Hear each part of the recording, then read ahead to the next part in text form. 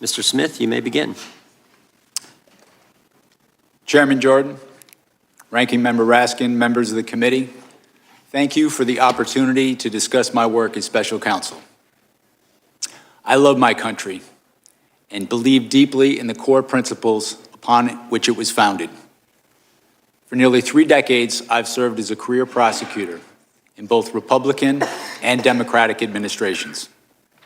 I've handled cases ranging from domestic assault and gang violence to public corruption and election crimes across the United States, and I've prosecuted war crimes overseas.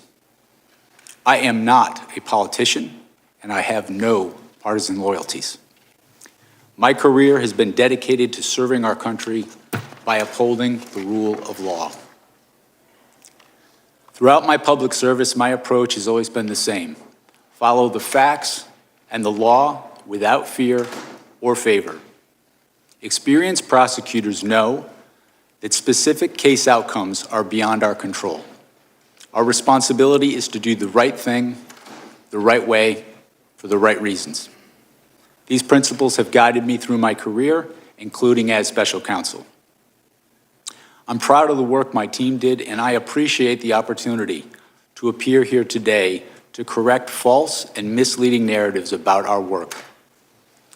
During my tenure as special counsel, we followed Justice Department policies, we observed legal requirements, and took actions based on the facts and the law. I made my decisions without regard to President Trump's political association, activities, beliefs, or candidacy in the 2024 election. President Trump was charged because the evidence established that he willfully broke the law, the very laws he took an oath to uphold. Grand juries in 2 separate districts reached this conclusion based on his actions, as alleged in the indictments they returned. Rather than accept his defeat in the 2020 election, President Trump engaged in a criminal scheme to overturn the results and prevent the lawful transfer of power. After leaving office in January of 21, President Trump illegally kept classified documents at his Mar-a-Lago social club and repeatedly tried to obstruct justice to conceal his continued retention of those documents. Highly sensitive national security information was held in a ballroom and a bathroom. As I testify before the committee today, I want to be clear. I stand by my decisions as special counsel, including the decision to bring charges against President Trump. Our investigation developed proof beyond a reasonable doubt that President Trump engaged in criminal activity. If asked whether to prosecute a former president based on the same facts today, I would do so regardless of whether that president was a Democrat or a Republican. No one should be above the law in this country, and the law required that he be held to account, so that is what I did. To have done otherwise on the facts of these cases would have been to shirk my duties as a prosecutor and as a public servant, of which I had no intention of doing. I remain grateful for the counsel, judgment, and advice of my team.